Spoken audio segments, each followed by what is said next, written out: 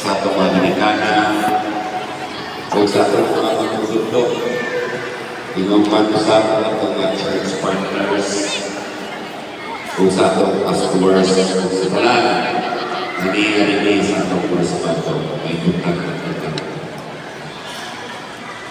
Karuan ba itong pagsatulog sa itong Bible month, and we are guided by our theme, our loving Mayor here in Kibawi, love, Rinaldo is ang Rabanis, engagement for heart, delivering his message for local government of Kibawi celebrate the National Bible Month 2026. sa kadalanan, building, sa pagtulong, sa tanan ng physical development kanyang makita. Kani usap ay importante usap. But beyond all this, ang pinaka-importante sa tanan, mao ang strong community and honoring and glorifying the name of the Lord in everything that we do.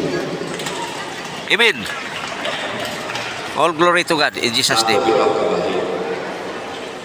Para mo confess ko gamay. Simple rin ako prinsipyo sa kinabuhi. Gani ko po rin ako itulong sa pumana na be honest. Ikaw ang taong magpaging anon. Be humble.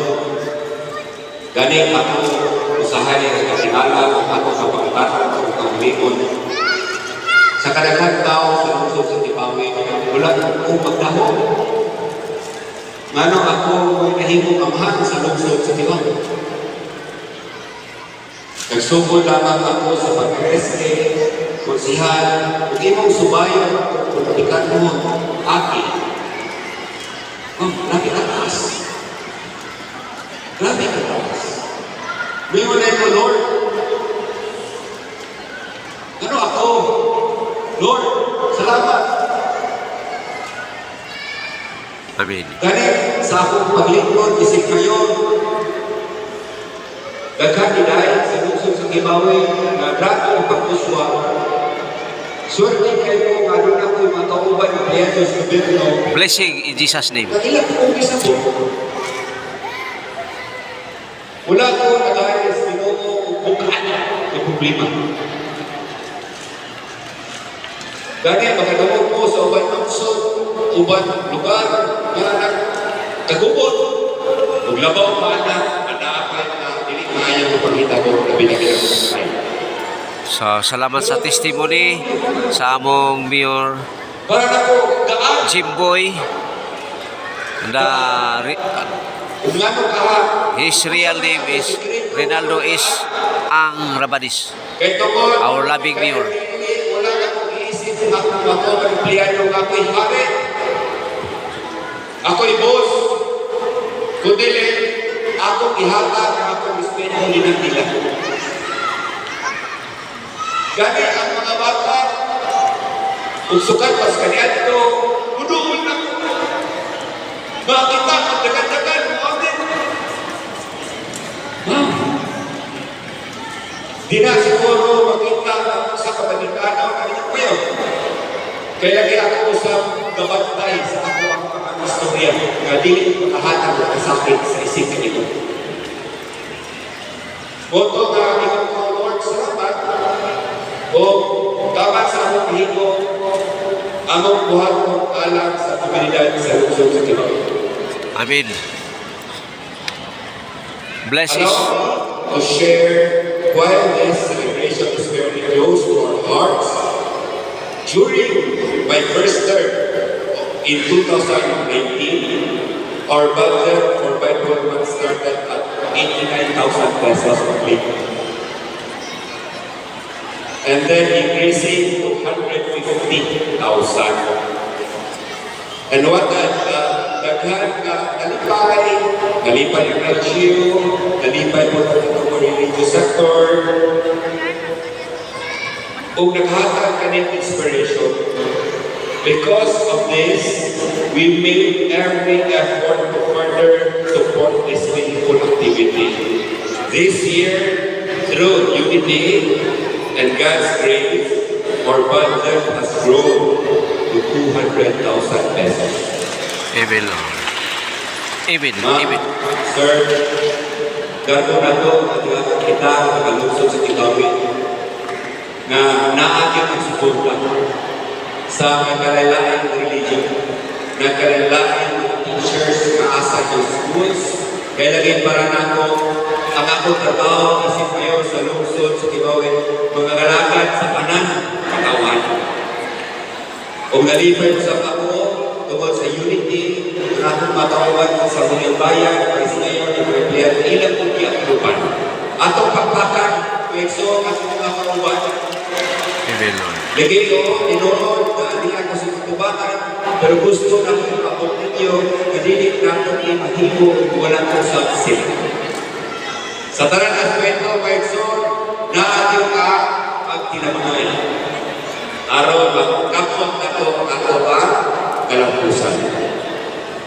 Gani, adunay na ngayon, kung nabasa na ko sa local government code, na separated ang religion of the church.